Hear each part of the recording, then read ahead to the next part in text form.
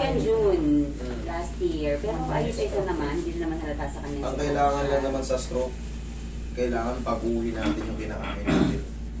Sabihin mo nga, pakisabihan nga please. Alisin natin yung mga dati nating kinakain. Kumbaga, yung nakasanayan natin, adobo, mechado, lechon, maaalat. Yung malalaki na lakong ng lechon. Yun nga, kailangan alisin natin muna yan. Kasi pag hindi tayo nagbago ng kinakain, una yan, magsisimula yan sa cholesterol. Saan nakukuha yung cholesterol? Sa mga fatty foods, sa mga alat. Siyempre, pagka yan na-stock yung bad cholesterol, ngayon tataas ngayon yung ano mo, kasi lalapot yung dugo mo eh. Hindi makapag-flow na maayos. Pag nagkaroon ka ng hypertension naman ang kakana ngayon sa mga brain nerves mo. Pag hindi kaya i-accommodate ng brain nerves mo, yun na yun tinatawag na ischemic or non-ischemic, ipuputok yung ano mo. Kakaroon ka ng blood clot or totaling putok yung ano mo. Pag pumutok yun, yan na. Gustuhin mo mang itapak, gustuhin mo mang idiretso, kaso naninigas, hindi mo makontrol kasi sa utak galing. Hindi siya ordinaryong pilay. Pag gano'n na nai-stroke yung iba, pag sobra talaga, nadadamay pati salita. Pag sobra talaga. Kailangan talaga tayo medyo mag-reduce tayo sa mga kinakain natin. Hindi ba nahihilot yung pamparin? Nahihilot din. Dito, pati siya makakain pamagay natin dila. Sabay ka. Kapag to kasi, yan nga ganyan. Ito parang Tigas. yung may ba? Parang Manhid. manhid. Oo. Dito kasi ano yung ano dito pala yan. Pagka sa stroke kasi cross Cerebellum ang tinamaan sa kanya. cross siya. Ano siya, putok or Hindi, tagay lang. palat na konti? Makaka-recover pa to. Huwag lang madagdagan ng ano talaga. Sabi ko nga sa kinakain lang talaga to. Kailangan talaga mag-reduce talaga kayo ng pagkain. Maggulay-gulay muna kayo. Iwasan nyo na yung mga adobo. Sobrang alat. Mga prito-prito. Iwas talaga kayo sa mga mantika. Tapos, syempre, ehersisyo. Pag nag-ehersisyo, sabi ng mga eksperto, pag nag-ehersisyo ka ng 1 oras, 3 oras ang madadagdag sa lifespan mo. Yun ang ano, base sa pag-aaral nila. Kailangan kasi napapawisan tayo. Pag hindi na tayo pinapawisan, doon na nag-i-stack up yung mga cholesterol. Kaya nag-build up ng ganito, parehas tayo. Hindi na ako nakakapag-basketball. Kaya lumalaki ulit yung pati. Last na.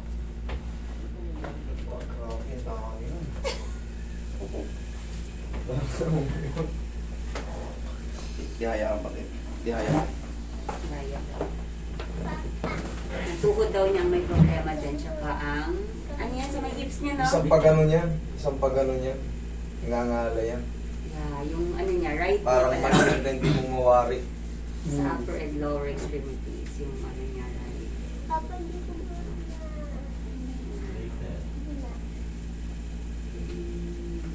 Kamukha niyo yung apo niyo. Ayan na, ang kakalaw ni Nana. No? Why? Yeah. Nanay. Gandang bata eh. No, she's not beautiful yun.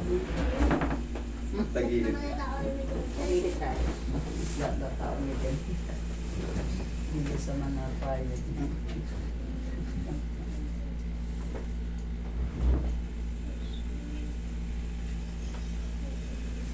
Relax lang. Yeah.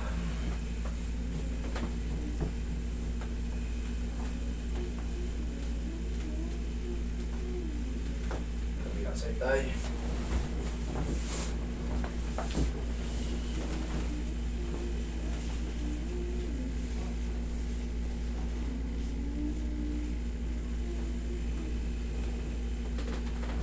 Ako na ba dito eh.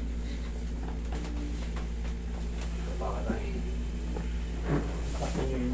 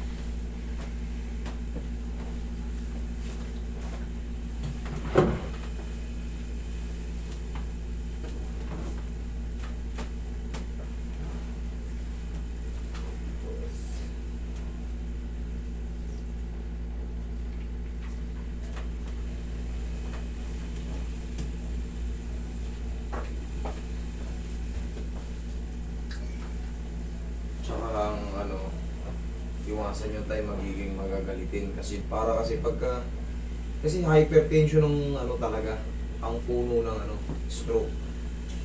Yung high blood pressure. Also known as hypertension. Parang pagkagawad dyan yun. Kailangan talaga medyo yung temper mo.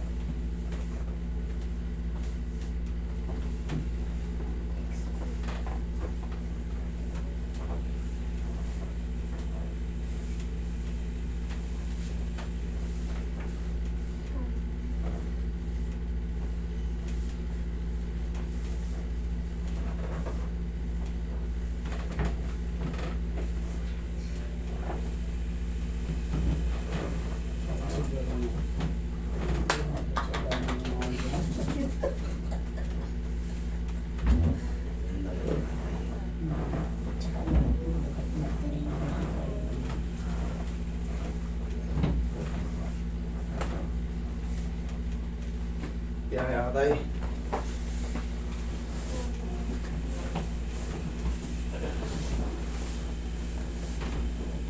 Taas ko yung balang. Okay.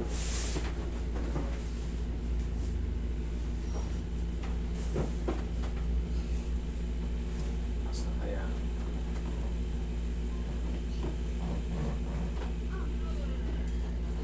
Okay, inhale. Exhale. Magkakain kayo tayo ng saluyot. Kumakain kayo ng tayo. Kumakain eh. Saluyot, okra, daon ng malunggay. Pag magluluto kayo yan, yung isda, pag pinakuluan nyo na yun, tambog nyo na yung isda. Huwag nyo na pinituin siya. Laglag habang nalinisan yung isda. Habang kumukulo yung mga ulo, laglag nyo na yung isda. Pero lang mga ulam nyo yung mga parang inabraw. Pinapakulo. Wala na kayong mga gisa-gisa. Kasi dun, meron tinatawag na double stroke, triple stroke. Kasi nandyan na yan, nakapundo na yung bad cholesterol nyo. Nag-aabang lang yan madagdagan. Pag nadagdagan yan, tapos biglang uminit yung ulo nyo o ano, hindi kayo komportable, naiirita kayo sa panahon. Hypertension kakana. Bigla kayo na ano yan. Easy to ano na yan. Mabilis na mag-trigger yan kasi nandyan na yan. Kumbaga, yun nga, pag nadagdagan na lang ulit ng konti mga cholesterol, yung mga bad cholesterol nakatampak ka dyan. Kailangan talaga papawis, ayun yung pinasikreto. Huwag kayo magtatakbo. Hindi nyo kailangan yun. Walking lang. Diyan kayo sa Bulacan, ang daming mga ano dyan. O doon kayo sa probinsya, pag-jacket lang kayo ng ano, yung usong-usong ngayon, yung parang plastic. Parang kapote siya. Yung walking lang. Pasyal lang kayo sa gilid ng mga palayan nyo ron. Pag napawisan kayo, okay na yun. Tapos, Bakit mo alam na may palayaman? syempre, maraming palayan dun eh. Maraming ano. Sa lugar nyo. Naisingit ko pa yung tayo. Okay lang kayo, huwag na kayo. Basta pag pinawisan, palit na ng damit, inom ng tubig, gano'n lang. Para kahit pa paano. Ay, ba't ko ka nang kakaputi na ako ngayon? Dati ginagawa. Maglalakad kayo. Pagka-treadmill ko. Oo, para mabilis para lumabas. papawisan ako kayo Oo. talaga. Pagkakaputi na. Yun naman kasi ang style. Dapat wala ma-jacket pag-treadmill nga para pag... Eh kasi Oo. pagka nagti-treadmill ka, tapos nakasando ka lang din, hindi nakukulog yung bawis, hindi ka Oo lumalabas. nga, oo nga, totoo yun. Nahanginan ka eh, pero pag nakakulong ka, nagkikilos ka, ba, ang daming nabawas na calories, ang daming nabawas na mga fats dyan. Oh, bibili- Tuloy-tuloy lang. Tuloy-tuloy lang. Bibili tayong kapote. Di ba nakikita mo sa Yung ano? mga jacket naman doon eh. Yung mga minsan nilalagyan nila motivational, yung sa mga hagdan. Hmm. Pag naglakad-lakad ka, 10 calories, 8 calories. Pag nakarami ka nun, ganun din yun. Siyempre sa ano, ganun ka ng ganun sa Yung treadmill. mga pang-winter na dala ko noon eh. Oh, Yun. pwede nga mo yun. Pwede yun. Papawisan ako kayo. Papawisan kayo nun. Huwag na kayong magtatatakbo, walking lang, okay na yun, sapat na yun. Magkakakain. Alisin nyo na talaga yung mga adobo, mechado, yung mga masasarsa. Diyan kayo dadalhin yung masasarap na pagkain. Pero kung pa one time lang sa loob ng 3 buwan, patikim-tikim din kayo. Hindi naman po pwedeng ano, siyempre, Katulad yan, sa isang beses lang naman ang ano eh, New Year eh. New Year kasi doon talaga todong handa eh. Ay, araw-araw yan yung Pasko tsaka ano. Araw-araw ba Pasko sa inyo? Yung tagaluto namin. Tikim siya ng tikim. Ang nakakalimutan yung pinapakatikim. Itong ginagawa mo. Eh, sigurado, sa talagang tataba ako pag kuka. Yan ang tagaluto. Kukuha tayo. Kaya pala eh. Eh, ang goal pa naman ng ano, ang goal pa naman ng cook ay masarapan yung kakain.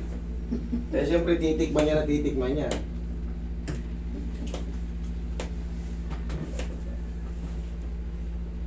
Pero paano nga kayo nalaman na may pare kayo? Ha? Paano nalaman? Paano mo nalaman niya kung mayroon tayong pala? Parang maluwag.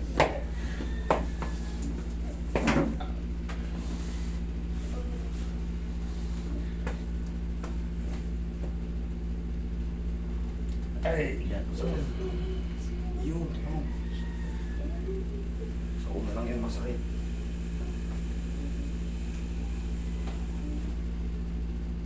Yan. Parang maharang yan. Parang maharang yan. Halos ano talaga tayo eh. Halos fully recover pala kayo eh. Konting-konti lang eh. Yun lang talaga, wag na wag kayong sasablay ulit. Sa kinakain natin nadadali yan. Pag namihasa kayo ulit sa kinakain ng ano, hindi nyo napapansin kasi uulit yan. Marami nang pumunta niyan dito.